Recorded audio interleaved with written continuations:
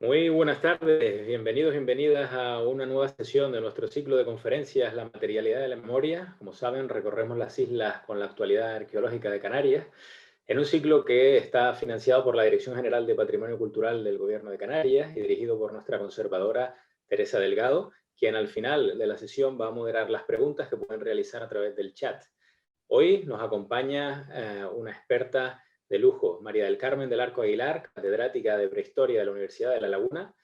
que nos va a presentar el trabajo que ha venido desarrollando en el yacimiento de Lobos, con el título Lobos 1 más que un taller de púrpura romano. Como saben, ha venido desarrollando trabajos, además de en este tema, en muchos otros relativos a los poblamientos de Canarias, a los asentamientos, a las prácticas económicas, la arqueobotánica, etcétera. Pero además ha desarrollado también trabajos en el Sáhara Occidental y en Andalucía, en concreto en la necrópolis de Carmón, en Sevilla. Hoy vamos a abordar un caso, un yacimiento de gran interés para nuestra historia, por la posible presencia romana en la isla de Lobos y en la elaboración, en la obtención y el comercio de la industria de la púrpura. Bueno, María del Carmen, bienvenida, muchísimas gracias por estar con nosotros hoy. Adelante. Bueno, muy buenas tardes a todos. Encantada de estar con vosotros y de antemano mi agradecimiento a la institución del Museo Canario, siempre con una favorable acogida y que ha hecho, bueno, pues un inmenso esfuerzo por aglutinar a un conjunto de investigadores integrados en esta actividad que supone pues un avance importante para difundir los trabajos de investigación que como grupos pues vamos desarrollando. Sin más preámbulo, yo voy a iniciar mi tarea en este momento, que supone explicarles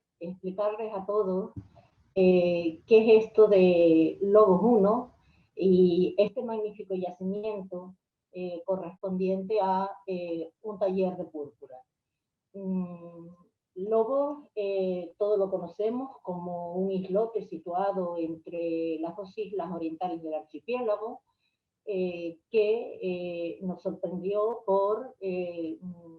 la aparición de un hallazgo fortuito allá por 2012, y a partir de ese momento iniciamos un proyecto de investigación en el marco, pues como sucede en todos los proyectos, de un conjunto de instituciones que convenian, particularmente el Cabildo de Fuerteventura, con el Cabildo de Tenerife, el Organismo Autónomo de Museos y Centros, y un proyecto de investigación tripartito entre esas dos instituciones y la Universidad de La Laguna,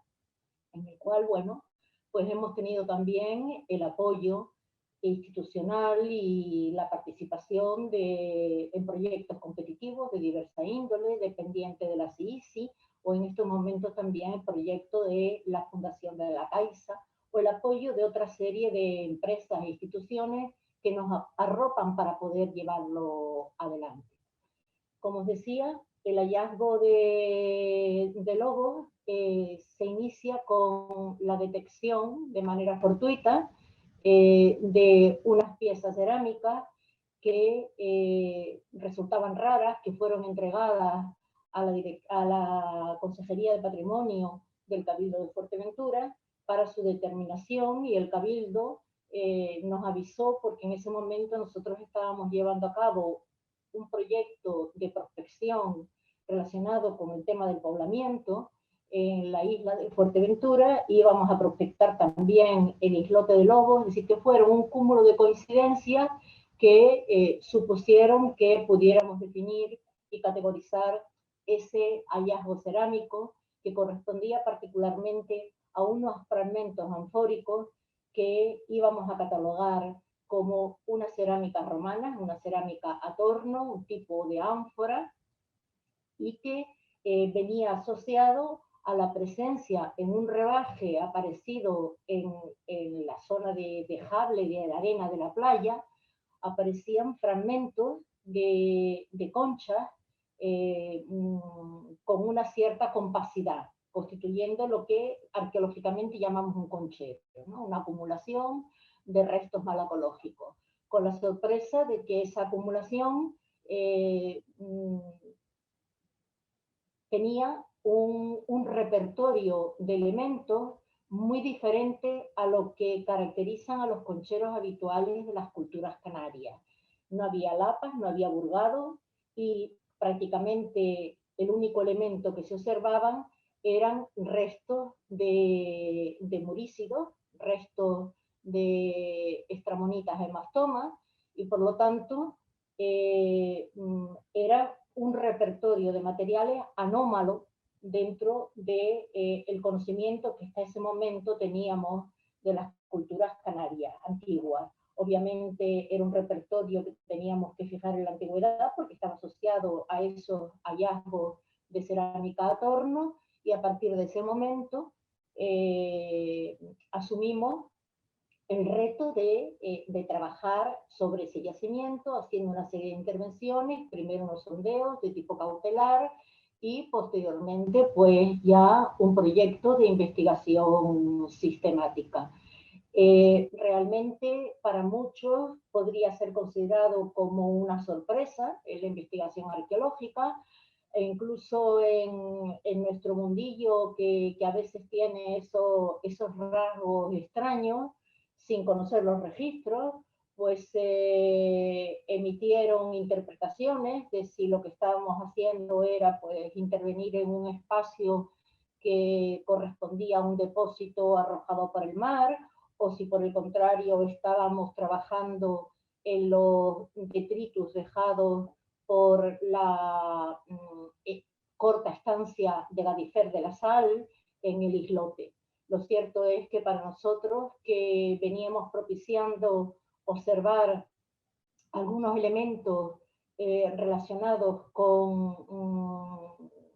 las sociedades o las culturas que pudieron estar trabajando en el ámbito oceánico y que pudieran corresponder al mundo semita o al mundo romano, vinculados con todo el fenómeno del poblamiento, pues era un hallazgo sorpresivo en ese sentido, pero no tan sorpresivo porque realmente dentro de nuestras hipótesis, de nuestros mantenimientos teóricos sobre ese fenómeno del poblamiento, pues cabía la opción como una hipótesis coherente que tuviésemos esa presencia en el archipiélago. Como os digo, pues se iniciaron unas primeras intervenciones arqueológicas con un conjunto de sondeos, obviamente a pie de playa, porque se trata de un espacio ubicado en la playa de la Calera, en la zona sur-suroeste del islote de Lobos, donde en principio los vestigios se encontraban en este ámbito que está señalado por el círculo pequeño, y posteriormente el área de excavación se ha ido extendiendo, se ha ido abriendo, y realmente casi diríamos que nos vamos comiendo más de mitad de la playa, ¿no? Es un lugar que hemos podido caracterizar y estudiar, definiéndolo claramente como un taller de púrpura romano, ubicado en un espacio estratégico del islote de Lobos, en la zona del noreste del archipiélago, y es estratégico por unas condiciones ambientales que favorecen la acogida, la instalación, está situado al abrigo de los vientos, ¿no?, reinantes en esa zona, está también en la zona correspondiente al mar de Calma, donde es fácilmente o es posible atracar,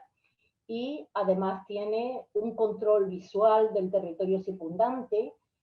hacia la mitad sur del canal de la Bocaina, al frente tendría Fuerteventura, y en todo el entorno, pues hoy sabemos que un registro potencial de recursos marinos muy importante, que de una u otra manera fueron afectados por la intervención y la instalación de este grupo, ¿no?, de especialistas en el trabajo de los recursos haliéuticos, de los recursos del mar. En gran medida, todo este espacio Es una gran rada, si lo vemos como una playa, pero es una gran rada bastante bien embolsada porque tiene un frente, ¿no? Que cierra de la plataforma litoral y por lo tanto está aislado del exterior. A partir de esos aspectos, pues desde el momento inicial en que accedimos al lugar, al enclave, y simplemente en el trayecto de recorrida por la isla, observamos que había otros puntos en los cuales exploraban materiales arqueológicos que respondían también a esos prototipos generalmente no valorados dentro de los especialistas o los arqueólogos que comenzaban o hemos desarrollado nuestra actividad reconstruyendo las culturas canarias antiguas, porque eran particularmente cerámicas a torno. Y eso nos llevó a denominar a nuestro enclave Lobos 1, en la certeza de que iba a haber otra serie de espacios que pudieran ser coetáneos o complementarios en una ocupación del islote y en una explotación más o menos a largo término, ¿no? Hoy hemos hecho una excavación intensa, amplia, en Lobos 1, todavía queda trabajo de desarrollar en él, pero también a su vez hay otros puntos que hemos sondeado obteniendo determinados resultados que permiten asegurar que efectivamente esos indicios de presencia romana en el islote de Lobos no se circunscriben exclusivamente al punto que está en la playa de la Calera. El islote en general tiene una extensión en hectáreas muy superior al islote de Mogador y lo pongo como espacio referencial porque ya veremos cómo el islote de Mogador en la literatura arqueológica ha sido considerado como el espacio de fijación de las llamadas purpurarias y realmente tenemos que considerar que el islote de Lobos en sí reúne unas características geofísicas que favorecerían, como os acabo de decir con anterioridad, esa instalación. El elemento primordial, inicial y que sustenta la caracterización de ese yacimiento como un taller de púrpura es porque aparece un registro abundante de la explotación y la producción de esa malacofauna, que es la materia prima sustancial para generar el tinte púrpura tan preciado en la antigüedad. En el yacimiento nos aparecen evidencias de concheros especializados, es decir, nos aparecen todos los elementos que caracterizan a este tipo de instalaciones, que son concheros especializados configurados mayoritariamente por morícidos. En nuestro yacimiento esos morícidos corresponden a la Stramonita hemastoma y al Esaples duple, y superan siempre en el 95% de la malacofauna identificada en cada uno de esos concheros. Además se trata de unos restos en los que es observable que hay un patrón de fractura antrópica, es decir, que han sido procesados y fracturados de una manera intencional y siguiendo una acción, un prototipo con el objetivo de la obtención, ¿no?, del molusco. El siguiente aspecto que define como taller de púrpura es que aparecen las estructuras de combustión, que son imprescindibles para desarrollar el proceso de transformación de la materia orgánica en púrpura, y porque nos aparecen también las herramientas especializadas para todo ese proceso. En gran medida,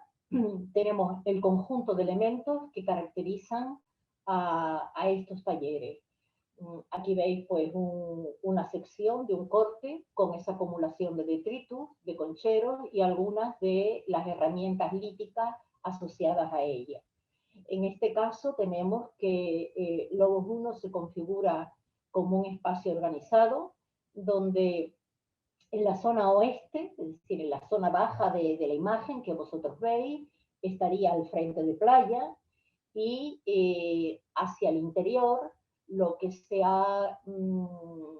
diseñado es el levantamiento de un conjunto de estructuras de planta cuadrangular rectangular que se ubican en sentido norte y este y asociados a ellas una serie de montículos que son esos concheros, ¿no? El yacimiento no está excavado,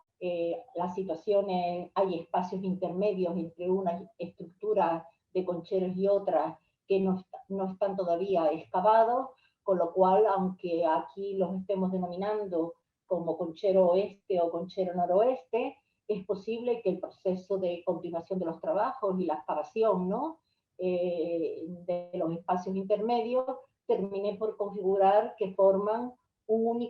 único masijo. Pero es verdad que tenemos indicios para observar que hay vacíos entre ellos.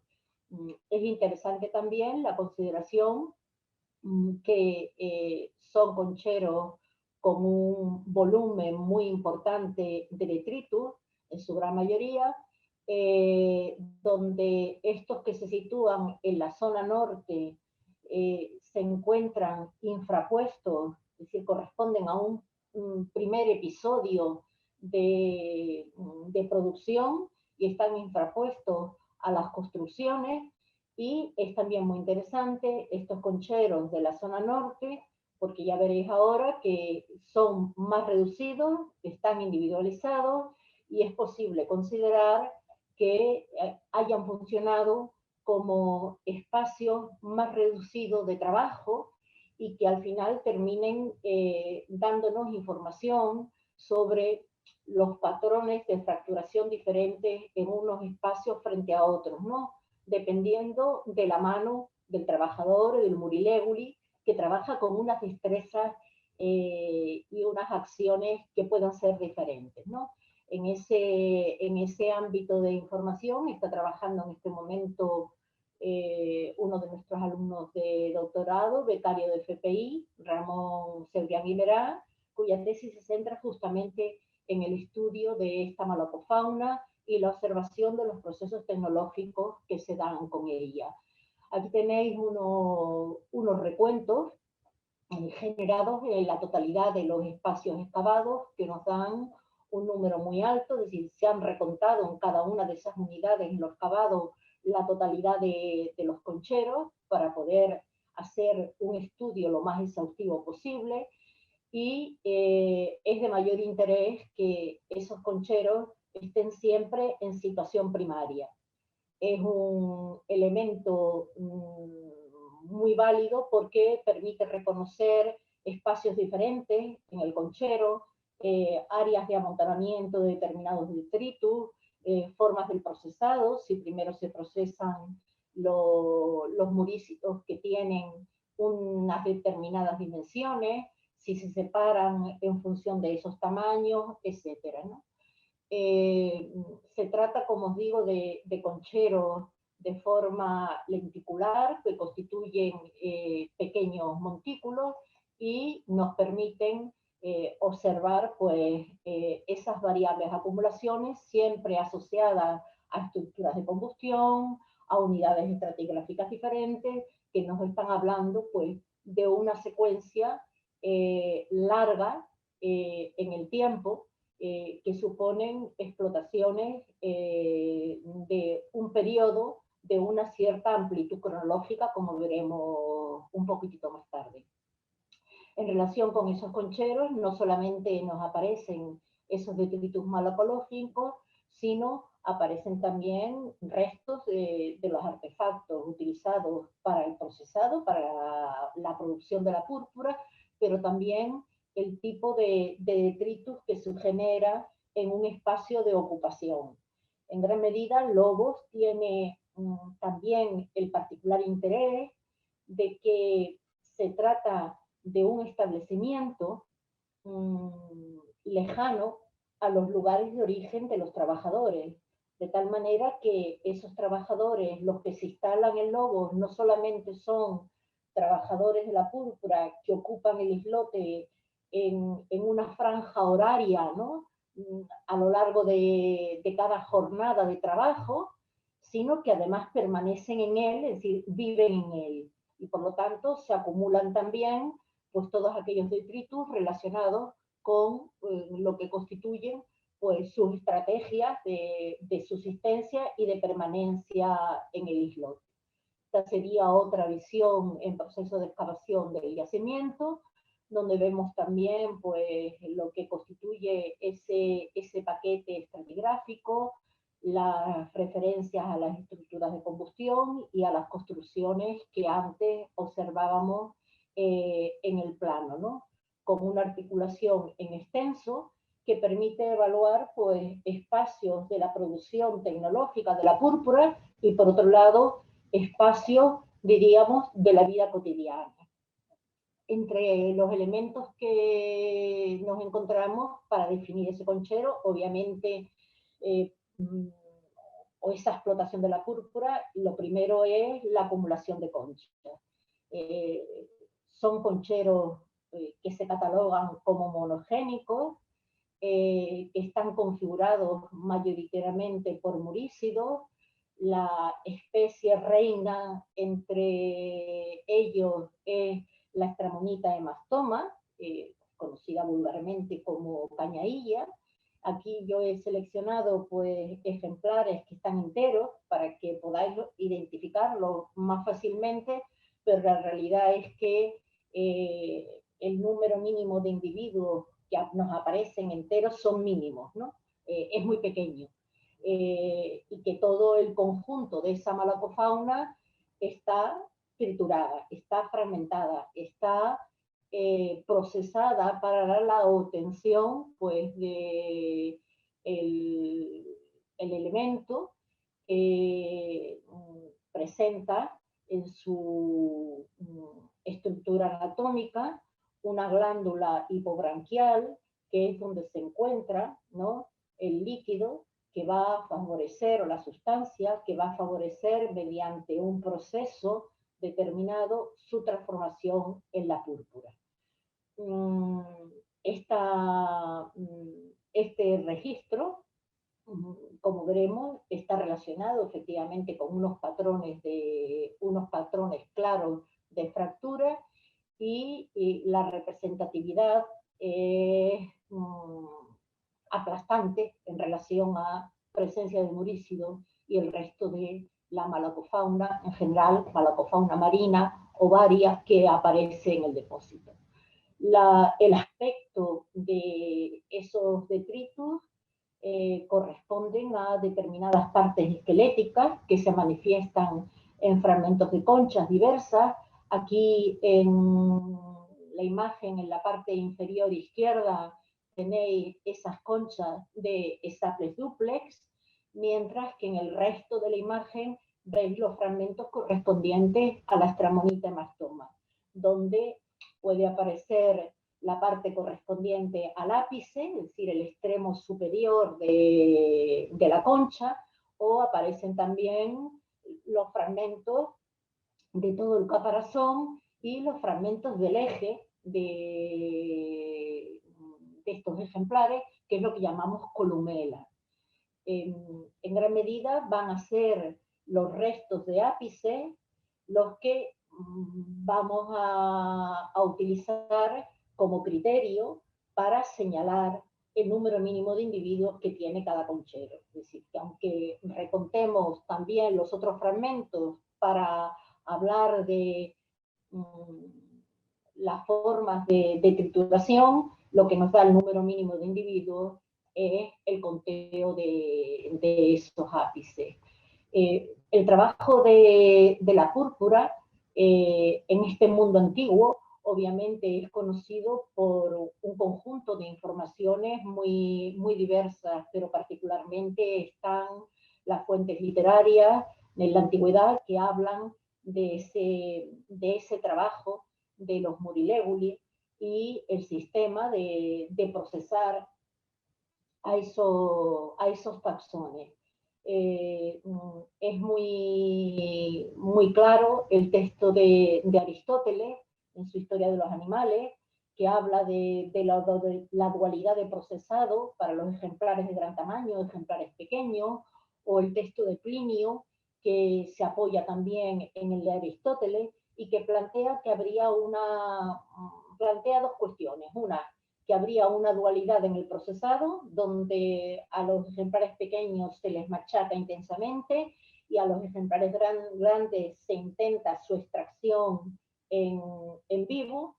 Y la otra cuestión pues estaría en el proceso de que la extracción tiene que realizarse con unas determinadas pautas, porque de no ser así se podría perder la sustancia que permite luego la obtención de la púrpura. Lo cierto es que el reflejo, ¿no?, de esa constante en la dinámica de un procesado diferente aparece en varios textos, ¿no?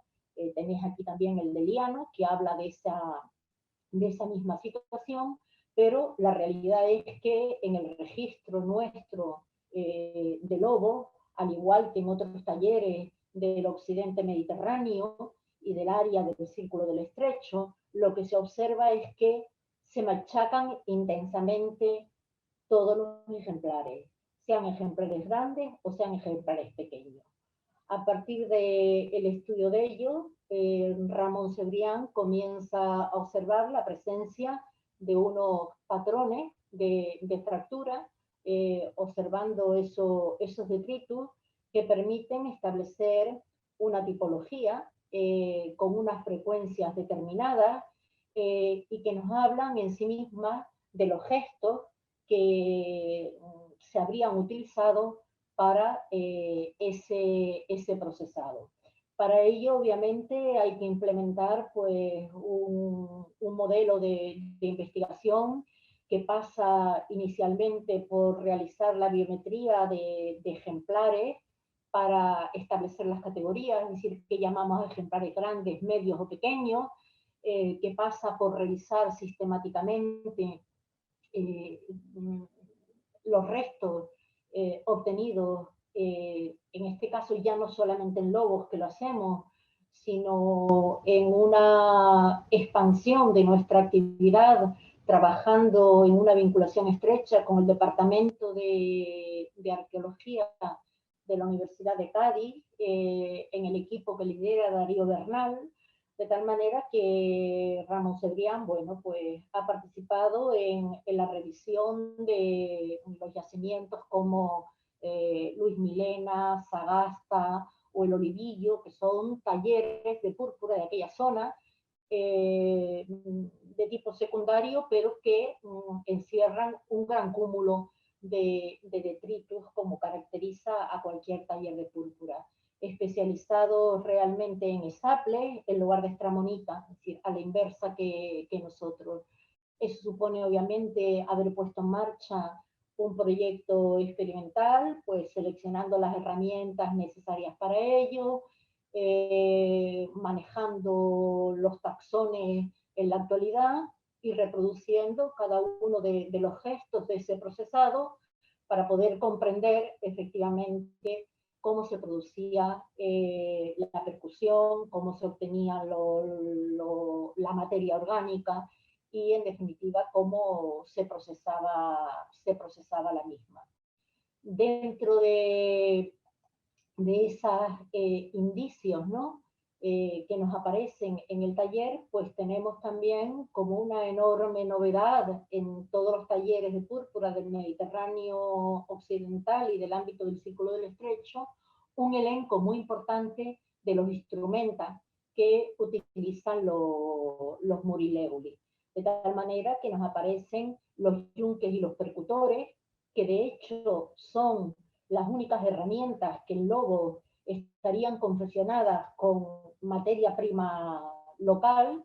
y que corresponden, bueno, pues a bolos basálticos de distintas dimensiones que presentan en una cara o en dos caras, es decir, o monofacial o bifacialmente, presentan unos cráteres utilizados para la inserción en ellas del molusco, de tal manera que se pueda producir el impacto con unos percutores también de variada morfología y peso, lo cual también se trabaja como una sistemática, ¿no?, del protocolo de estudio que nos pueden revelar a su vez las señales de impacto o que están impregnados, tienen una coloración que nos está hablando de que efectivamente funcionaron como instrumentos para ese procesado de la púrpura. Junto a ellos nos aparecerían los elementos de corte que corresponden a laminillas de hojas de cuchillos realizadas en hierro, que serían imprescindibles para forzar el desprendimiento de la glándula, al margen de que en el proceso experimental hemos visto que también es posible hacerlo simplemente con las uñas, es decir, hacer la fuerza correspondiente para ese desprendimiento, pero tenemos un volumen importante de esos registros. Y el tercer elemento imprescindible en el procesado es la utilización de calderos, de los recipientes, que serían recipientes de plomo, donde tenemos dos hallazgos, este que estáis viendo en la imagen, y que supondría contar con una pieza única en todo el registro de la cultura material asociada a los talleres de púrpura de la antigüedad romana, y que tiene en su interior pues los detritos generados por el proceso de cocción y de reducción de la materia orgánica que se somete a una preparación de un líquido salino acompañado de una serie de sustancias de potasa a fuego lento, que favorezca progresivamente la reacción para la obtención de la coloración de púrpura. Es decir, que tenemos un conjunto instrumental que asegura que todo ese proceso se realizó in situ, se realizó en la zona donde están los concheros. En el entorno de los mismos y asociado en convivencia, ¿no?, con las estructuras de combustión, nos suelen aparecer sectores del sedimento que tienen una compacidad y una coloración diferente, donde aparecen tonalidades de tipo violáceo, en restos blanquecinos que corresponderían a esos nódulos de cal que se introducen en el puchero para favorecer esa reducción, ¿no?, y transformación progresiva, y obviamente que hemos analizado en el Departamento de Química Analítica de nuestra universidad por el doctor Francisco Jiménez e Isabel Jiménez, mostrando claramente que en el diálogo aparecen, en esos sedimentos, aparecen los restos de los compuestos correspondientes a la transformación de la púrpura. Esto lo que nos está evidenciando probablemente es que son los detritus volcados hacia el exterior del caldero en el proceso de formación de la espuma por toda la materia orgánica, el retirado de la espuma superficial que termina por tintar efectivamente el sedimento en el que se arroja. Otros elementos que son interesantes y que van manteniendo, ¿no?, una complicación a la hora de la interpretación del yacimiento es la observación de que estos trabajadores de la púrpura, que conocemos bajo el nombre de Murileguli, eran también pescadores, de tal manera que en el entorno de la playa de La Calera se observan elementos desde la propia configuración de la playa hasta la existencia de charcos que podían tener un mayor o menor cerramiento, que habrían favorecido, por un lado, la recolección a mano, como obviamente, en una situación, ¿no?, de posición de la marea baja, pero que también hay indicios de que se habrían producido, pues, sistemas de captura con otro tipo de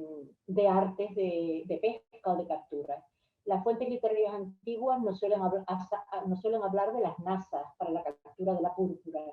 y que en ellas también es necesario, pues, utilizar una carnada, que la carnada suelen ser generalmente otros moluscos marinos pertenecientes al grupo de los bivalvos, generalmente mejillón, o también otro tipo de taxones, ¿no?, variados, que vamos a encontrar presentes en el propio yacimiento. Eh, Tenemos también indicios, como veremos a continuación, de que necesariamente tuvieron que utilizarse nazas, y en paralelo también nos aparecen, al estudiar los sedimentos, en los trabajos de José Afonso, los trabajos también efectuados por Herminia Gijón para los estudios de paleoparasitología, nos aparecen estructuras que corresponderían a tricomas, con un aspecto muy articulado de candelabros, que probablemente corresponden a el Verbascum taxus, y por lo tanto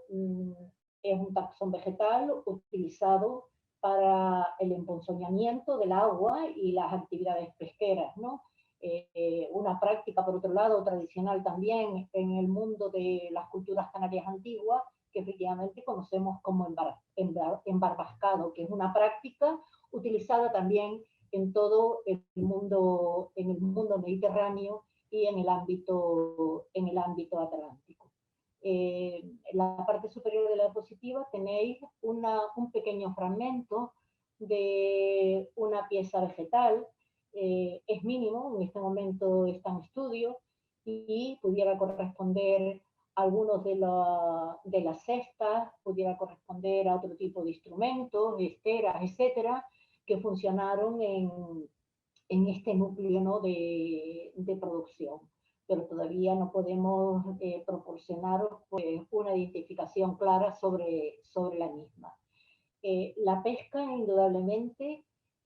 también en el relato de muchas de las fuentes antiguas, pues está cargada de unos elementos instrumentales que son muy diversos, y entre los cuales, pues, se plantea la necesidad de que las redes o los sedales, etcétera, hayan sido trabajados pintándolos para favorecer, pues, su mimetización en el agua o su conservación. Y en gran medida también esta reflexión viene a la par que encontramos igualmente en los sedimentos algunos restos de fibras de distinta coloración que quizás pudieran corresponder a este tipo de instrumental. Indudablemente, la pesca o la actividad pesquera con sedal y con caña y sedal quedaría refrendada por la aparición de anzuelos que en el registro nuestro están hechos siempre sobre base cobre. Se ha hecho la caracterización de todo el registro metálico del yacimiento por parte de Ignacio Montero en el Consejo Superior de Investigaciones Científicas en Madrid, y por lo tanto tenemos bien establecido, ¿no?, la constitución metalográfica de esas piezas. Pues tenemos anzuelos de cobre plomado, de bronce plomado, etcétera, ¿no?, que nos están hablando obviamente de la presencia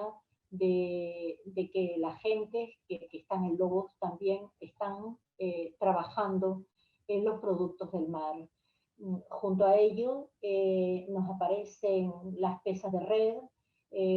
algunas de ellas están hechas sobre soporte lítico, como esta que veis, de tipo trapezoidal, otras están sobre soporte cerámico y luego tenemos otras piezas de plomo con una tipología diversa que es reconocible también en todo ese ámbito oceánico, ¿no? De las cetarias o de otros enclaves relacionados con la explotación aliéutica. Igualmente tenemos piezas filiformes de base cobre que pueden corresponder al instrumental utilizado para la preparación y la puesta a punto de las redes. En concreto tenemos esta aguja de coser redes y luego una serie de registros de las cuales os traigo una pequeña muestra, que son pues algunas piezas malacológicas que están colonizadas en su interior por briozoos o estas pequeñas guijas que no, están siempre, son elementos que están asociados siempre al espacio ocupado por los concheros. Y lo que nos está revelando es que son elementos que probablemente se extraen junto con un proceso extractivo de los propios morícidos, con lo cual necesariamente hemos de pensar que también funcionaron con redes de arrastre para poder justificar la presencia de ese variable tipo de elemento. De la pesca, pues termina siendo en cierta medida también sorpresivo y significativo por lo que dentro del contexto de las piezas que se conocen en relación con ese mundo atlántico, que tengamos dos elementos instrumentales que hemos catalogado como puntas de arpón y que junto a ello estemos en este momento definiendo y realizando los trabajos de ADN sobre un conjunto de restos óseos que consideramos puedan pertenecer a cetáceos y que puedan pertenecer a lobos marinos. Esto lo hacemos con el CIMAR, un laboratorio especializado de Oporto, y la doctora Paula Campos, con la cual, bueno, pues ya hemos empezado a obtener los primeros resultados, identificando la presencia de rorcual común y con claridad identificando la presencia de lobo marino, Monacos monacos. Hoy el registro óseo de este grupo, ¿no? De cetáceos y Phocidae, pues es relativamente importante, con lo cual nos está hablando de que en el yacimiento llega una parte que en principio resulta testimonial de esas actividades que se desarrollaron a la par, en gran medida porque los sistemas de captura y de procesado de los cetáceos o de los lobos marinos, pues no se hace llevando el esqueleto completo al lugar donde está el taller o donde se reside, sino que todo eso se procesa en el sector, ¿no? De arrastre a una zona de playa determinada y ya llega muy fragmentado o muy procesado el yacimiento. Pero es interesante porque en definitiva, de hecho en este momento en Lobos, pues tendríamos más restos de cetáceos y de lobos marinos que de todo el conjunto que es conocido y ha sido analizado relativamente reciente por el equipo de Darío Bernal en todo el ámbito del Fretrum gaditano, es decir, en todo el ámbito del Círculo del Estrecho, con lo cual nos está hablando de una presión también sobre esos recursos. El registro que vemos en Lobos es un registro que, como os decía con anterioridad, permite señalar que hay una planificación intensa en el diseño de esta empresa, de tal manera que desde el punto de origen se planifica intensamente los elementos que resultarían necesarios para hacer las travesías y para, en principio, el abastecimiento de los especialistas, ¿no? De estos trabajadores de la púrpura y estos pescadores. En gran medida ese aprovisionamiento, pues debemos pensar que en las primeras etapas o en las primeras llegadas debió estar mejor implementado, y que es posible que a posteriori pues simplemente se complementaran en razón a las posibilidades de obtención de recursos en los territorios insulares. De estos elementos sabemos que han traído suministros alimenticios que vienen envasados en los recipientes anfóricos, particularmente en ánforas de salazones tipo Dressel 711 o en ánforas binarias o de productos relacionados, ¿no?, con ello, como la Halter 70 o ánforas de aceite del tipo Veraden, etc. De ese conjunto de recipientes nos queda pues la huella material fragmentada de los mismos, de las distintas partes, ¿no?, de un ánfora, y también del cierre de las mismas, por lo tanto, porque son productos que vienen totalmente sellados, ¿no?, con esas pequeñas tapas, con perforación central, o en su caso también la utilización de tapas recortadas, pues aprovechando otro fragmento cerámico de los recipientes. Generalmente el tipo de detritus es un tipo de elementos que aparecen muy fragmentarios. Esto sería un caso extraordinario donde veríamos prácticamente con una facilidad para desarrollar después el remontaje, ¿no?, o la reconstrucción, la proximidad de esos fragmentos. Y en relación a esas zonas de detritus, puesto que el ánfora, una vez obtenido, ¿no?, el elemento que contiene, la conserva que contiene, va a ser amortizada, pues suelen aparecer en zonas de abundancia de detritus, zonas de basureros, etc. Con lo cual nos encontramos pues restos diversos de materiales, a veces restos esqueléticos de fauna ovicaprina, que en gran medida ya nos va permitiendo confirmar que con ello hay una ganadería que funciona en régimen de suelta. Es decir, que no solamente se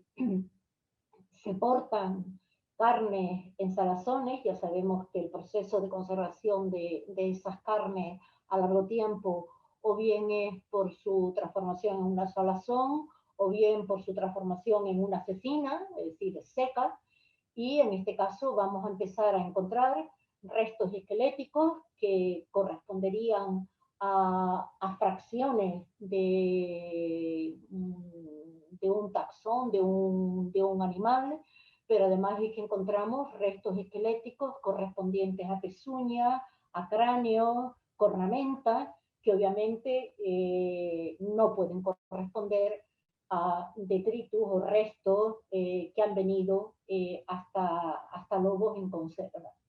Ya de una manera previa, en el estudio de los sedimentos, hasta que identificáramos en otras sucesivas campañas estos restos esqueléticos, comenzamos a observar a través del análisis de los sedimentos, pues que aparecían esferulitas de ganado herbívoro, con lo cual eso quería decirnos que si forman parte de la estructura de los excrementos de esos animales, pues el ganado estaba circulando en el entorno del propio taller. Obviamente esto abre una línea de investigación interesantísima que en este momento tenemos en marcha, y que hemos de presumir que, por un lado, cuando vienen a lobos, traen consigo animales. Dentro del elenco de los animales que hemos identificado en lobos tenemos por ahora solamente ovicaprinos y cerdos, que traen animales, pero que pueden tener su origen en el punto de partida inicial que identificamos por los paralelos que se registran con la cultura material,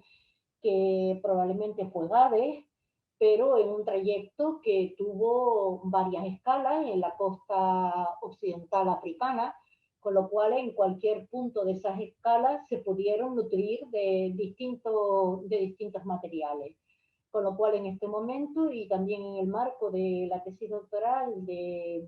Celia Siberio, otra alumna que trabaja sobre la fauna, estamos con el equipo de Rosa Fredel, estamos trabajando en la identificación del ADN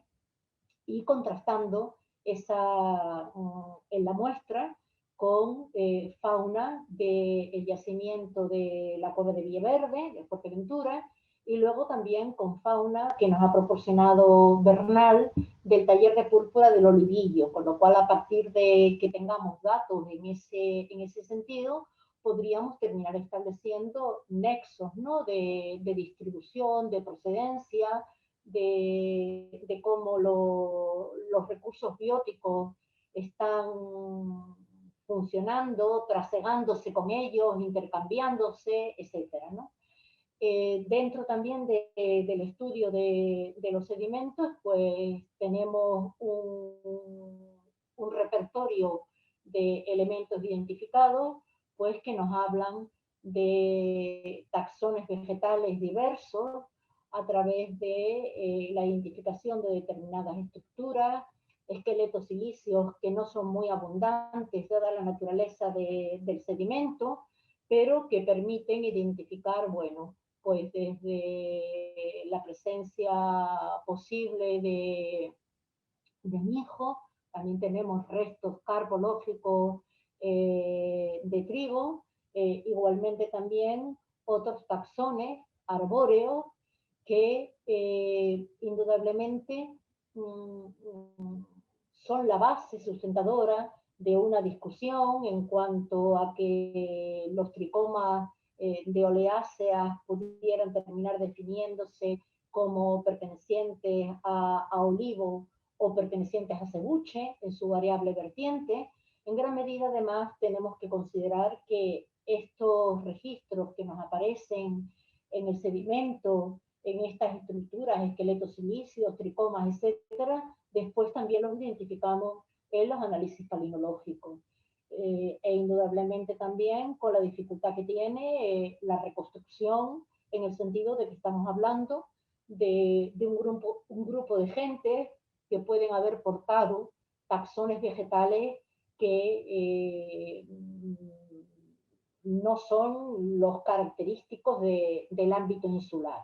Por lo tanto, la interpretación en el campo de la palinología, bueno, pues debe hacerse con unas determinadas precauciones, pero abre también un proceso de investigación importante. Junto a ello, pues aparece la parte correspondiente a la malacofauna marina varia, que nos está hablando de la explotación intensa también de esos recursos, algunos de ellos funcionando como eventual carnada para las capturas de los murícidos, en otros casos para el consumo alimentario de los estantes en lobos o para la preparación de determinados productos alimenticios. Tenemos, por ejemplo, la presencia del perna con un cierto registro que nos está hablando que quizás fue un taxón utilizado como carnada. Nos aparece Ostrea eduli, nos aparece igualmente también en varios ejemplares del género Charonia, que debiéramos identificar como aerófonos, en el sentido de que es un instrumento imprescindible para las gentes que viven en la mar, ¿no?, para el establecimiento de señales, etcétera, y por lo tanto implica un repertorio de materiales muy abundantes, entre los cuales obviamente están pues el elenco variadísimo y de enorme abundancia del material cerámico, que permite establecer pues formas y categorizar los recipientes, no solamente en esos envases anfóricos que hemos visto con anterioridad, sino recipientes correspondientes a la cerámica común, cerámica de cocina o cerámicas de mesa, en unos casos con una caracterización y unas tipologías que nos permiten vincularlas a determinadas áreas. Por un lado, hay algunos elementos que son de origen itálico, pero la mayoría de todos ellos corresponden al Bajo Guadalquivir, la Bahía Gaditana y el Bajo Guadalquivir. Y dentro de estos tendríamos pues, los morteros de fondo estriado, con un número bastante importante, en los cuales trabajamos igualmente también en la identificación de los residuos que aparecen en su superficie, o jarras de diversas dimensiones correspondientes a la actividad, como decía, de cocina o de mesa, o las patinas claramente de origen itálico, sobre las cuales hemos hecho también la caracterización de pastas que permiten configurar, pues, en algunos casos, una procedencia bastante cerrada, o vajilla de mesa de tipo, diríamos, más suntuaria, recipientes, pequeños recipientes de paredes finas, también cerámica sifilata o de barniz negro, de tradición bajo republicana, al igual que sucede con las luminarias que corresponderían pues a los sistemas, ¿no?, de iluminación utilizados de manera más individualizada, ¿no?, lo que llamamos en terminología estricta las lucernas, que por lo tanto permiten encajar todos esos registros en un contexto cronológico desde una tradición bajo republicana en época augustea y época tiberiana. El elenco del instrumental metálico es bastante alto. Tenemos en estos momentos un recuento de número de restos de 1179. Para todos ellos he hecho su categorización, su caracterización, y afectan a elementos instrumentales por un lado, en la producción de la púrpura, como hemos visto, instrumentales para la pesca, y después también un conjunto de elementos que pueden corresponder a una horquilla funcional mucho más variada. Pueden ser pequeños fragmentos de instrumental que están deteriorados, pueden ser punzones y cinceles con un espectro funcional mayor, no tan preciso, y igualmente tenemos pues clavos de base cobre, tachuelas pequeñas, o clavos de hierro, que nos están hablando de un uso diferencial. Probablemente estas tachuelas de base cobre responden a la actividad realizada para la reparación de las naves, diríamos la parte que corresponde, ¿no?, a la puesta a punto de las naves después de las travesías, al entablamiento, las tablazones de las mismas, mientras que los otros corresponderían pues a elementos constructivos y de otra naturaleza. Y junto a ello, bueno, pues elementos de adorno, donde podemos tener pues una fíbula o cis clara, o pequeños alfileres, o sistemas de argolla que pueden responder a un instrumental, como os decía, más diverso, o tenemos igualmente también un anillo, por lo tanto un objeto de adorno personal de hierro muy tosco, ¿no? En definitiva, todo esto nos está hablando de un taller especializado muy sui generis, un taller muy especializado, digo sui generis porque es un taller especializado en la púrpura getúlica, que es definida como uno de las tres más importantes en el relato pliniano, que es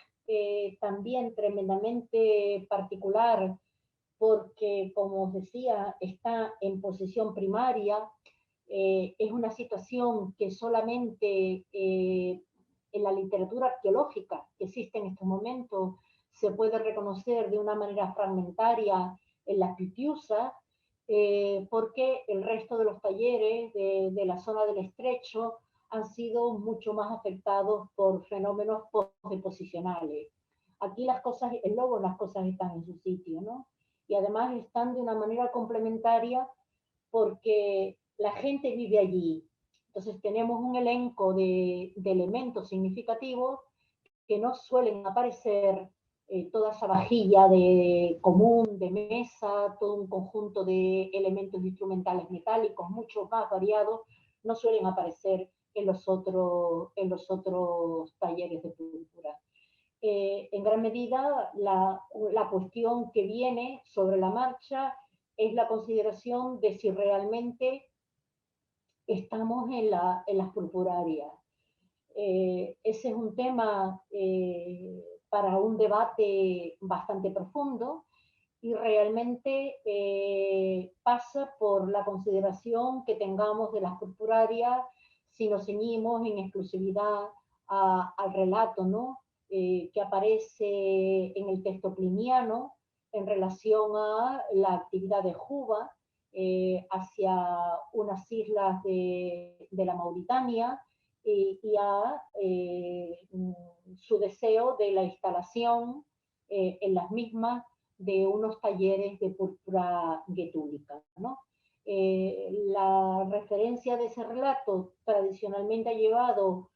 sobre todo desde finales del 19 y con Vidal-Lablache, a identificar que probablemente esas purpurarias de Juba tendrían que estar en el islote Mogador. Sin embargo,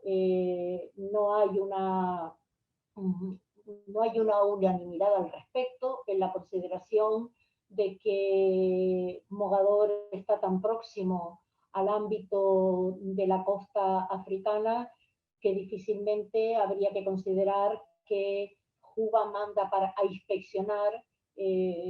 unas islas que están tan próximas. Si nos atenemos a que la referencia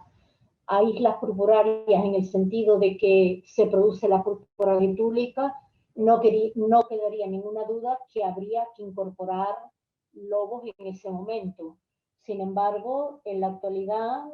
tal como va progresando la investigación en lobos, nos estamos encontrando que hay un horizonte más antiguo o que hay una fase más antigua en el establecimiento de lobos que sería anterior a la gestión o al proceso que sobre este territorio hubiese realizado Juba. Evidentemente relacionado con el mundo romano, pero más implicado en la época ya un poquitín anterior, bajo republicana, y que quizás correspondería a un periodo donde el funcionamiento en GADE está relacionado con una gestión en el ámbito oceánico, muy ligado a la actividad que desarrollaron los Balbo, ¿no? O el Balbo el Mayor. Indudablemente la investigación tiene que progresar para definir ese ámbito, pero sí que parecería más antiguo en el sentido de que las últimas dataciones que hemos realizado sobre registros de bicaprinos pues serían anteriores a ese periodo que corresponde a la etapa de Juba. Ya sabéis que a partir de la tecnología cerámica es posible cerrar las horquillas temporales, pero también lo es que hay muchos aspectos que resultan más vagos en cuanto al mantenimiento de una serie de tradiciones tecnológicas, ¿no? en gran medida, Lobos también está aportando aspectos muy significativos. El hecho de esa posición primaria de los restos de malacológicos ha abierto una línea de investigación insospechada en el estudio de los talleres de púrpura de todo el Mediterráneo, ¿no? De tal manera que se ha consolidado una línea de arqueología experimental donde se han observado pues, esos procesos tecnológicos de una manera muy intensa cuyos resultados tendremos con el progreso de la tesis de Ramón Cebrián, pero que ya están comenzando a ser aplicados como unos modelos teóricos estándar para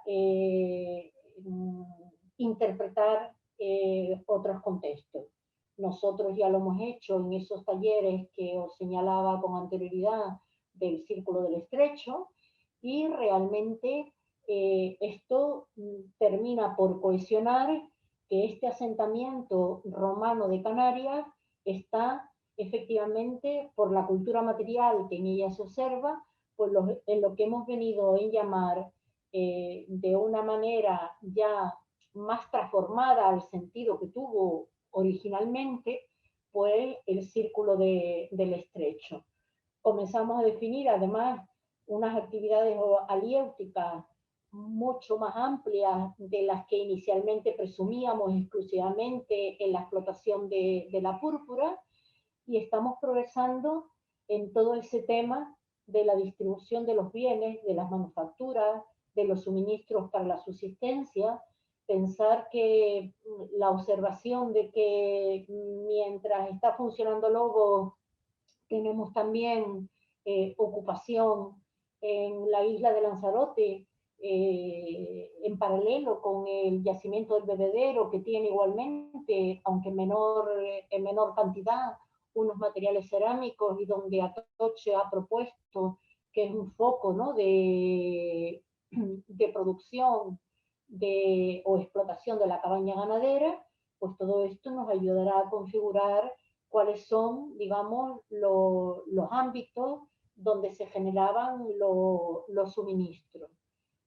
Sabemos que hay una ocupación que en principio consideramos que es estacional, aunque esa estacionalidad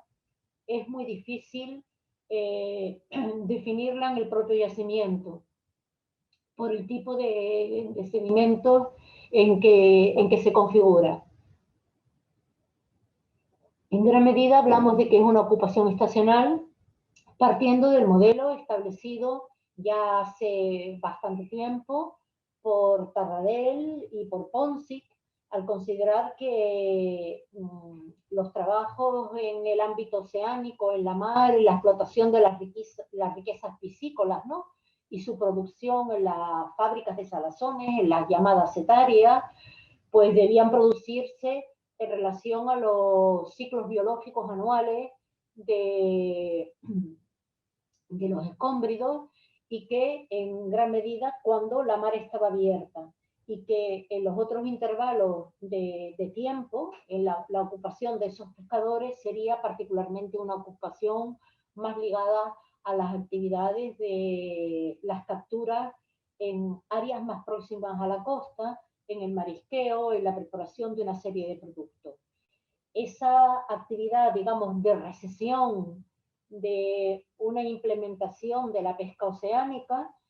correspondería a la etapa de otoño e invierno, que por otro lado viene a coincidir cuando el ciclo biológico de los murícidos va a permitir un mejor rendimiento en sus capturas. Con lo cual, bueno, pues ese presupuesto teórico de una ocupación estacional, y sobre todo cuando empezamos a ver que son gentes, ¿no?, relacionadas también con la explotación de los recursos aliéuticos en más amplia escala, pues permitiría irla sustentando. Con ello realmente Lobos, diríamos, pudiéramos decir que es único, en el sentido de que por ahora el registro arqueológico no ha revelado en nuestro contexto un yacimiento de esta categoría, pero indudablemente lo que estamos haciendo es contribuir a completar, a jornar un territorio que a veces lo que tiene son teselas, elementos fragmentarios, que o han sido de difícil comprensión o no hemos querido insertarlo en nuestro discurso, eh, a veces en una concepción o en una consideración de que parecería que hablando de esto negamos eh, las características de lo que hemos venido definiendo siempre como sociedades indígenas canarias, ¿no? Nada más lejos de la realidad. Lo que sí, evidentemente, estaríamos recogiendo, bueno, pues son esas parcelas que permiten hablar de que al menos en el ámbito del noreste del territorio del archipiélago, desde por la zona que siempre yo denomino las entradas del archipiélago, porque serían las de mayor frecuencia náutica, pues se jalonan una serie de hallazgos. Algunos tienen una tradición más vieja, como serían el conjunto de las ánforas subacuáticas conocidas desde la década de los años 60 del siglo pasado, discutidas, cuestionadas, caracterizadas, etcétera, donde tendríamos también el Lanzarote, el enclave del Bebedero, conocido de los años 80, pero como marginado en cuanto a afrontar una interpretación de los restos que aparecen en él, que en definitiva, aunque sean pocos, nos están hablando de que hay gente que va y que viene desde el siglo I antes de la era hasta avanzado el siglo II, o los del cordón litoral, el descubrimiento en La Graciosa, o los de Buenavista que nos llevan a una etapa más antigua, y por supuesto luego ya más hacia el interior, lo que tenemos en estos momentos en Lobos, ¿no? Y todo esto necesariamente tiene que estar inserto en un proceso de descubrimiento, en un proceso de frecuentación que ha permitido o permitió la llegada, la explotación de una serie de recursos en el archipiélago. Obviamente, queda, si tenemos una perspectiva amplia a la hora de valorar el territorio, pues definir otra serie de cuestiones, terminar definiendo la relación con el mundo indígena. Hoy por hoy, el lobo, no hay ningún elemento que podamos relacionar con el mundo indígena, ningún elemento respecto a la cultura material. No tenemos todavía, ¿no? Esos resultados que nos puede proporcionar el ADN a partir de los estudios de la fauna, pero que probablemente yo soy bastante escéptica en el sentido de la consideración de que el fluir de gente en el ámbito de el África Atlántica, el mundo del Círculo del Estrecho o la llegada a Canarias ha sido desde muy antiguo, ha estado funcionando desde muy antiguo, y por lo tanto, pues igual los resultados, ¿no?, de un enclave plenamente indígena como sería la cueva de Villaverde, pues termina dándonos los mismos resultados que tenemos en un yacimiento plenamente romano de época altoimperial como el del Olivillo en Gades. Con lo cual, bueno, pues todo se andará, ¿no?, con el progreso de la investigación. Debiéramos también intentar, bueno, pues en la búsqueda de otros registros relacionados con esta actividad, porque necesariamente hay algunas cuestiones que tienen que estar presentes. Y por otro lado, a partir de ahí, una conclusión es que es imprescindible observar los registros con otra óptica, ¿no? Una óptica muchísimo más plural. No deja de sorprender que en nuestra trayectoria como arqueólogos, ¿no?, pues hayamos cuestionado sistemáticamente que las cerámicas romanas del Bebedero, bueno, deja mucho que desear, que no quieren decir nada, que pudiera ser que los majos eran muy oportunistas y habrían desvalijado los barcos encallados de los romanos. Bueno, al menos se habría consolidado la idea de que había barcos romanos que encallaban, ¿no? Y la segunda cuestión, que cuando se hace la carta arqueológica de Lobos, no hay ningún yacimiento de época indígena localizado en el islote, tampoco lo conocemos, que yo sepa, en la actualidad, y desde luego nosotros hemos prospectado en el islote, pero sí hay material cerámica a torno en superficie claramente romana. Con probabilidad no está en la carta arqueológica porque se partía de un modelo teórico en que se asumía que la cerámica a torno tenía que ser posconquista. Y por lo tanto, como no se registraba lo de posconquista, pues no se registraban esos materiales, si es que se observaron o si es que realmente se vieron. Yo creo que resulta significativo, es un proyecto desde luego ilusionante, como cualquier proyecto en que nos metemos vocacionalmente, pero que resulta la consolidación de la idea de una frecuentación, de no una instalación única y oportunista en un momento concreto, sino de un cierto recorrido que debiera tener pues otras muestras similares también fuera del islote. Y bueno, ya termino, que me he pasado largamente del tiempo concedido y quedo a vuestra disposición. Bueno, Carmina, te doy las gracias porque ha sido una intervención brillante, didáctica y además las imágenes hablaban por sí solas. Es un yacimiento sin duda de sumo interés que estoy segura que va a tener, el propio islote de Lobos va a tener una trayectoria, bueno, pues larga y fructífera. Y sobre todo, bueno, pues la densidad de actividades, ¿no?, que demostraste que se llevan a cabo en el enclave. Así que, bueno, pues felicidades. Muchísima gente, bueno, pues está escribiendo en el chat felicitándote por el trabajo que se está llevando a cabo en el islote de Lobos y en el yacimiento y por la exposición que acabas de realizar. Muchísima gente. Si quieres, bueno, pues damos paso a algunas de las preguntas que han formulado. Una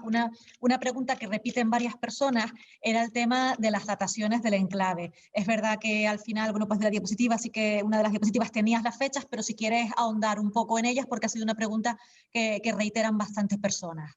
Claro, las dataciones funcionamos por dos sistemas. Cuando estamos funcionando en una manifestación de este tipo, que obedece a unas producciones romanas muy estandarizadas,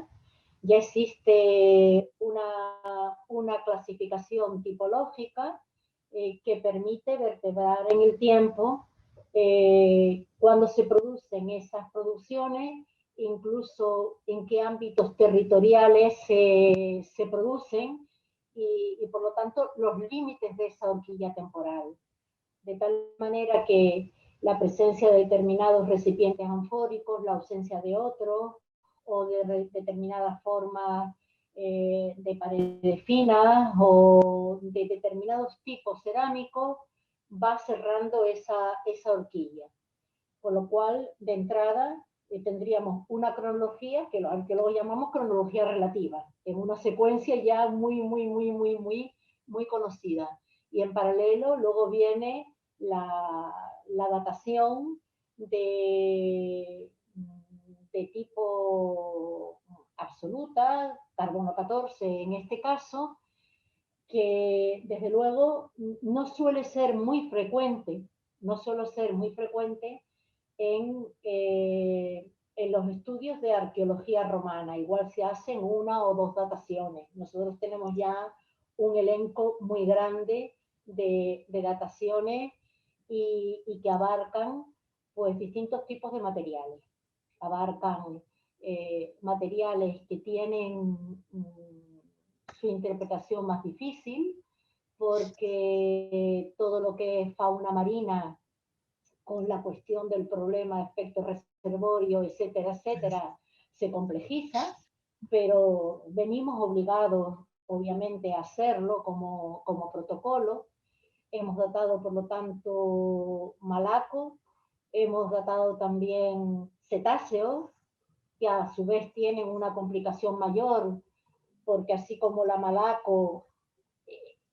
tiene un nicho muy concreto, los cetáceos están circulando por todo el ámbito oceánico, con lo cual su proceso para el carbono 14 pues es más complicado, pero también están datados, pero no son referentes, un referente definido para tal. El mejor referente definido es la fauna terrestre, donde tenemos cabra, oveja, ovicaprino, un buen repertorio ya de muestras, y algunas de ellas, como decía, nos llevan a una época bajo republicana, que además encaja con formas cerámicas que justamente tipológicamente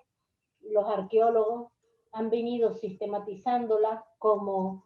formas bajo republicanas, pero que se mantienen durante el imperio. Con lo cual, quien puede ir ciñendo la cronología, pues son estos otros materiales orgánicos, ¿no? Pero estamos moviéndonos en esa cronología, ¿sí? Muy bien. Preguntan también si se han identificado, se podrán identificar talleres, como algún taller cerámico en la isla, en el islote, hechos con arcillas del propio islote. No, el material del islote primero no tiene ninguna naturaleza que permita luego su transformación en unos buenos recipientes, ¿no? Al uso, a la frecuencia de uso. Por ahora todo, más allá de que sea cerámica torno, todo son mayoritariamente arcillas parece de la zona gaditana, del Bajo Guadalquivir. Hay formas metálicas vesuvianas en una forma de recipiente bajo, que son las patinas. Tenemos también unas tapaderas rojas de borde ahumado, que son de esa región. Tenemos también sigilata itálica. Y luego tenemos unos recipientes que están en proceso de caracterización, porque nos genera la duda o el interrogante de que también pudieran ser originarios de ámbito africano.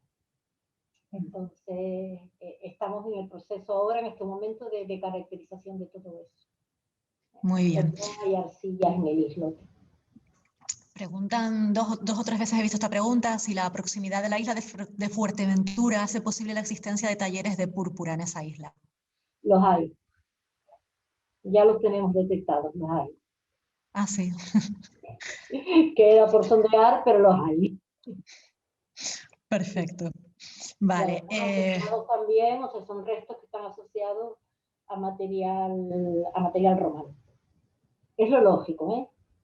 Porque, y hemos hecho otra serie de prospecciones sin definir otros espacios, pero indudablemente tiene que haberlo. Pregunta, Enrique Tagle tiene varias preguntas. Una de ellas es si el descubrimiento de este yacimiento reforzaría la tesis de que fueron los romanos quienes traerían a los antiguos canarios al archipiélago. Obviamente. Complicada la pregunta. Obviamente, más que los trajeron también al archipiélago, que obviamente pudo serlo, lo que sí es cierto es que tenemos indicios, por más que discutamos en relación, o debiéramos discutir mejor, en relación a la interpretación que se hace de ello, tenemos indicios de que hay gente anterior a los romanos. Para mí, claro, a pesar de que lo es hoy en día, por ejemplo, Buenavista. El hecho de que en estos momentos en Buenavista haya unas series cronológicas muy amplias y además bien contrastadas entre lo que se pueden considerar la duda sobre materiales de vida larga, pero también los hay de vida corta y coinciden con ellos, y los dos coinciden a su vez, es decir, cuando se da la misma coincidencia, además está asociado a manufacturas exógenas al archipiélago. Entonces, esas cronologías encajan con la producción de esas manufacturas en otros ámbitos del Mediterráneo. Y por lo tanto significa que hay gente. Otra cosa es el peso que pudiera tener esas relaciones o esos contactos o esos aportes en la proyección en todo el resto del archipiélago. Pero indudablemente hay gente anterior a ese momento. Que con los romanos vino gente, seguro, seguro, porque en principio, si tenemos esas cronologías para el ámbito de Lanzarote, Fuerteventura es un continuum con Lanzarote y por lo tanto en Fuerteventura la arqueología tendrá que terminar por definir espacios similares. Obviamente hablo desde una perspectiva absolutamente teórica, ¿no? Y luego sabemos que en el ámbito, ¿no?, de la circulación oceánica y en el tráfico de los enclaves que existen en la costa occidental africana, pues hay un fluir de gente que configuran también una multietnicidad. Esa es una pregunta que generalmente se hace mucho, ¿no? En el sentido de señalar, pero hay indígenas con los romanos, es decir, hay gente de los que nosotros podríamos considerar libios, o como los queramos llamar, o amasís, o paleobereberes, pues no lo sabemos. Es decir, en principio, la cultura material que aparece es una cultura plenamente romana. No tenemos por el momento inscripciones que permitan establecer pues igual una vinculación personal de quien ha dejado un graffiti sobre una cerámica y que permita conectar con unas determinadas formas expresivas, con el manejo de una lengua. Ese no lo tenemos. No tenemos por el momento sepulturas, ojalá las tuviéramos, pero entonces manejamos un espectro de la cultura material que hoy por hoy lo que nos permite decir que si eso lo encapsulamos, que voy a decir un término que utiliza mucho Rosa en la Codería Verde, ¿no? Lo encapsulo como una cápsula del tiempo, lo traslado a Gade y no desentona. Lo traslado a la costa norteafricana y no desentona. Lo pongo en la zona del Ixus y no desentona. Es decir, tiene unos rasgos, una manifestación de rasgos culturales que lo que nos hace señalar es que es un enclave de signo económico, de explotación de los recursos, al menos del ámbito territorial próximo oceánico y de la zona nororiental del archipiélago, en principio. Al hilo de todo esto, también Enrique, creo que se llama así, Enrique Tagle, pregunta si se sabe quiénes trabajaban en este lugar, si eran poblaciones bereberes, que quiénes eran los protagonistas de esos trabajos. Eso es lo que os acabo de explicar, es Por decir, eso. no lo sabemos, pero fijaros que es verdad, yo siempre pongo un ejemplo, y es que nosotros decimos que esta empresa, no la de Lobos, sino esta empresa dedicada a la pesca, es de un armador que tiene su sede en Baracaldo. Y luego resulta que sus trabajadores son jornaleros donde se ha contratado al mejor patrón, donde se ha contratado a los mejores pescadores especializados en no sé qué, y pueden ser norteafricanos, pueden ser coreanos, pueden ser un espectro variado, pero la empresa tiene su sede en tal sitio y funciona de una determinada manera, ¿no? Con lo cual, ojalá pues encontremos un registro material que permita configurar ese tipo de elementos, es decir,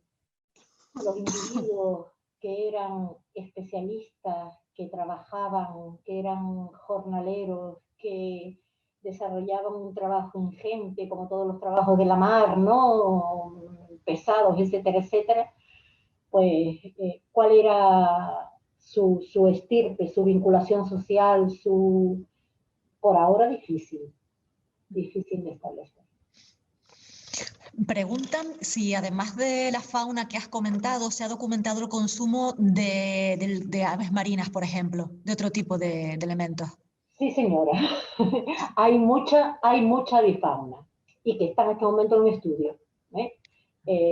Con lo cual, en ese sentido, yo no puedo avanzar nada en concreto, pero sí tenemos un registro importante de avifauna. Hay también, y dentro de los detritus se observan que tienen señales de corte, es decir, que de hecho han sido procesados, ¿no? Como elemento seguro, alimenticio, y probablemente también para otras finalidades, como la obtención de grasa, el mantenimiento, igual que pasa con los cetáceos, ¿no? Para el calafateado de los barcos o el embreado de los barcos, para la alimentación de las lucernas. Es decir, hay muchos elementos teóricos, digamos, de aprovechamiento sobre esas aves marinas y sobre el mundo de los cetáceos también. La verdad que tiene una riqueza el yacimiento increíble. Sí, Mira, otra pregunta que formulan es la existencia de restos de otros lugares de residencia o de campamentos de estos trabajadores de púrpura en el resto de la isla de Lobos. Sí, tenemos catalogado una serie importante de espacios con restos de materiales, los cuales hemos sondeado, trabajado con una mayor o menor intensidad en 3 más, de los cuales uno en el sondeo que hicimos nos proporcionó muy poca información y los otros 2 más ricas. Uno de ellos con restos también de un conchero muy desarticulado por fenómenos deposicionales, pero con un abundante material arqueológico, y otro justamente en una zona del cantil rocoso donde se puede producir el desembarco, la zona más próxima de anclaje, en el cual también, bueno, pues lo que tenemos previsto es desarrollar actividades también de prospección subacuática. Vale, hay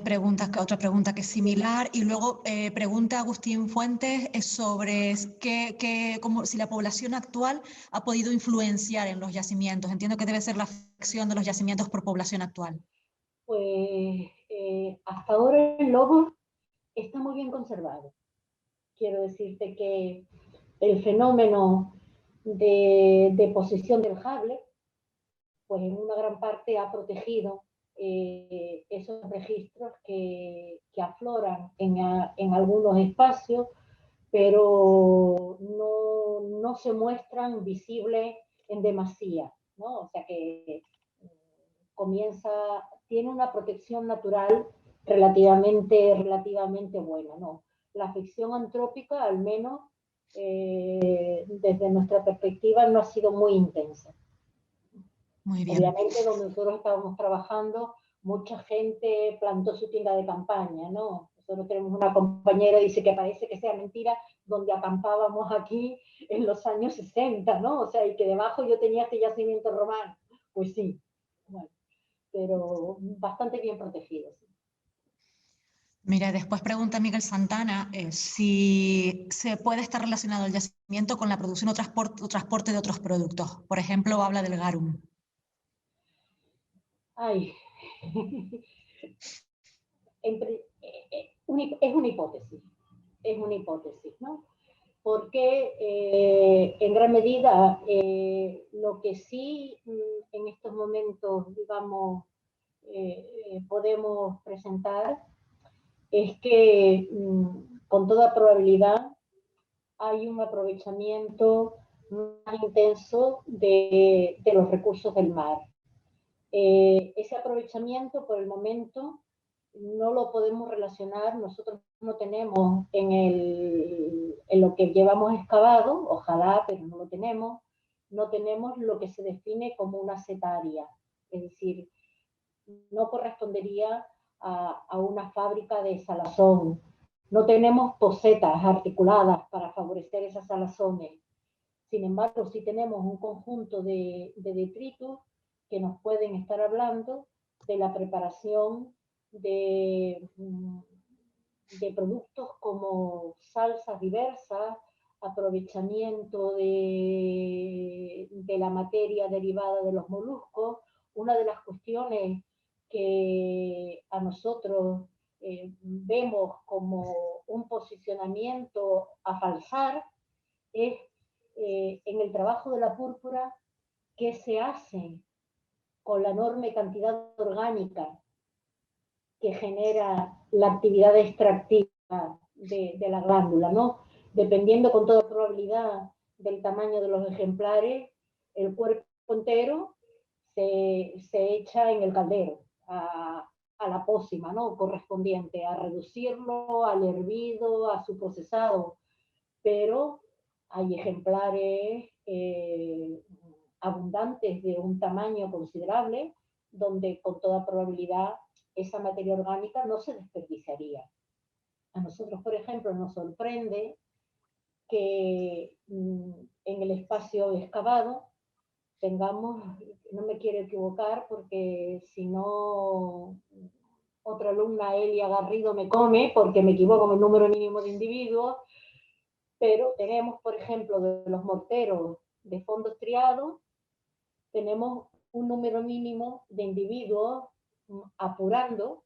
por la configuración de las pastas, las categorías morfológicas, etcétera, de 19 recipientes.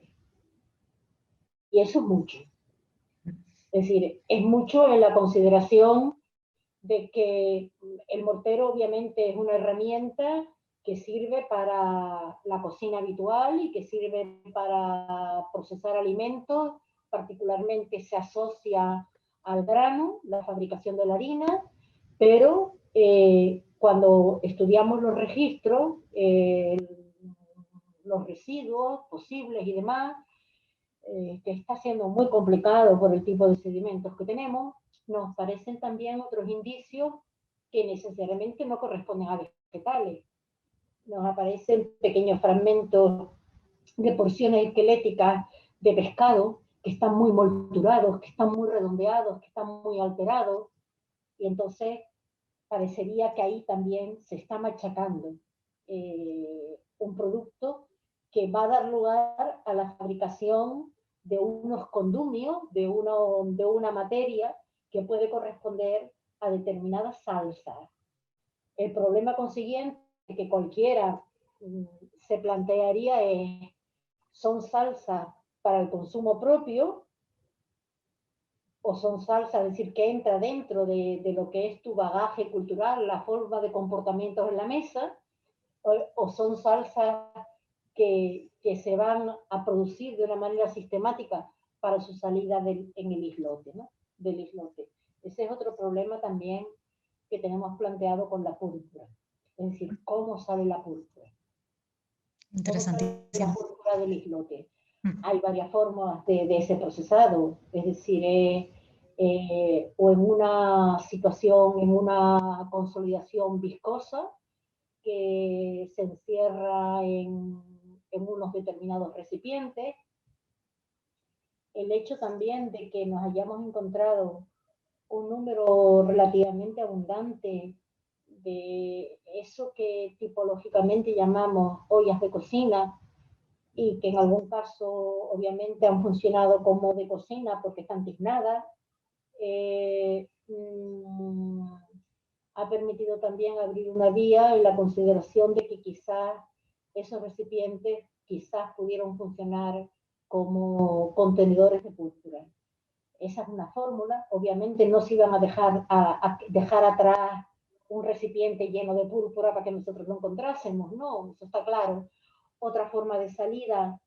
es su deshidratación y la configuración de tortas, que está reconocida en toda la literatura etnográfica, su transformación en polvo, en bolas que se acumulan, y seguramente los que tenéis mi edad, pues sabéis cómo funcionaban las pastillas de añil o las bolas de añil en una muñeca, ¿no? Que se envolvía en un trapo y era el polvo, y que servía pues para aclarar unas determinadas tonalidades. Pudo funcionar también transformándose en un polvo, ¿no? En la salida. Lo que sí es cierto es que en el islote lo que tenemos es todo el proceso, toda la cadena operativa de extracción de la mar, de extracción del molusco de su concha con unos patrones determinados, de su procesado en los calderos de plomo. Hasta ahí llegamos por el momento. Muy bien.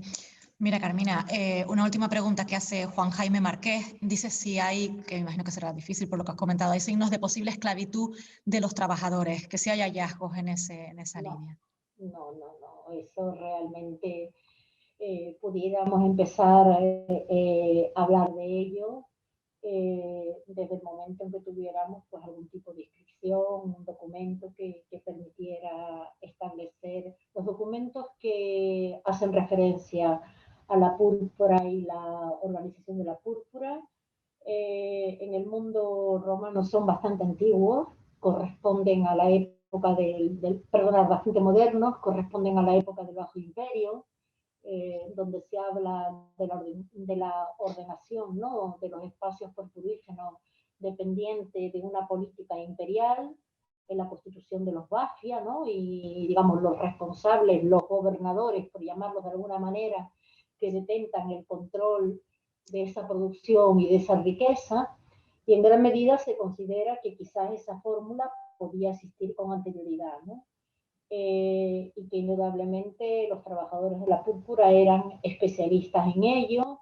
que era una transmisión también en línea familiar, pero son muy pocos los datos que se tienen sobre la organización de esos trabajadores,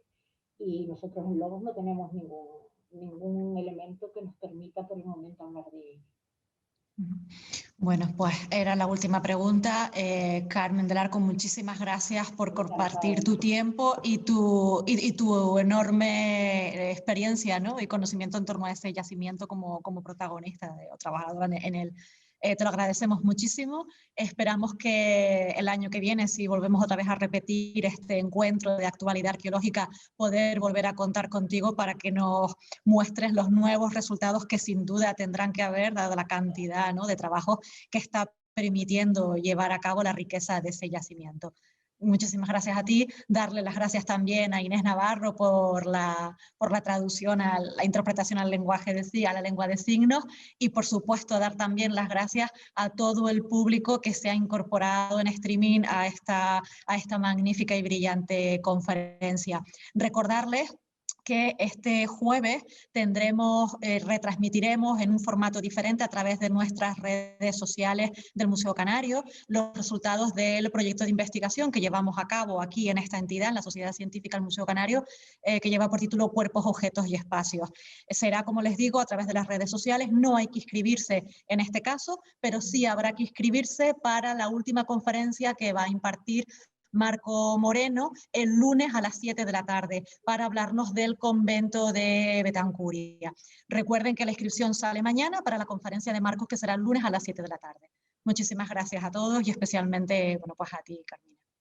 Gracias a vosotros, encantadísima, y cualquiera de los que han estado presentes que quiera escribirme, como teníais mi correo electrónico, pues que lo haga, que yo le contestaré. Venga. Muchas gracias.